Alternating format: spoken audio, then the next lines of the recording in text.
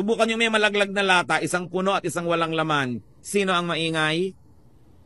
Yung walang laman. Kaya po pag may nag-away at pumupunta sa inyo yung isa, yung maingay, yung maraming salita, yung maraming demanda, kadalasan niya ng guilty. Bakit? Inuunahan na kayo para pag nabalitaan nyo sa iba, kampi na agad kayo sa kanya. We are talking about this, brothers and sisters, one and foremost because the influence of evil people affect our spirituality. They affect our attitudes. They affect our behavior. And we are bombarded by messages from so many people every day. That's why we should test not only the message, but also the messenger. Pagka mayroong dalawang nag-away na partido o hindi nagkasundo, ang igalang nyo yung tahimik. The words of godly people are polite, decent, and humble.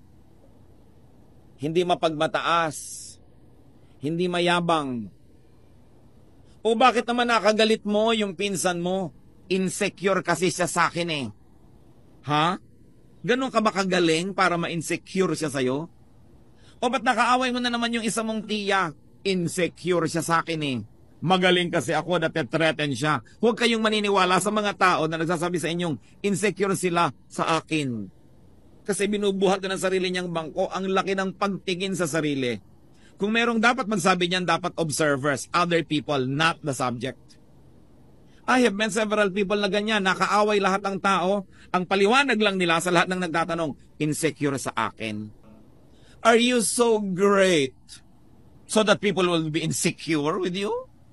Tinitingnan po natin yung ganon. Ang yabang ng taong ito. Itinataas ang sarili. Ang laki ng pagtingin sa sarili. You know naman, the empty can strikes loud.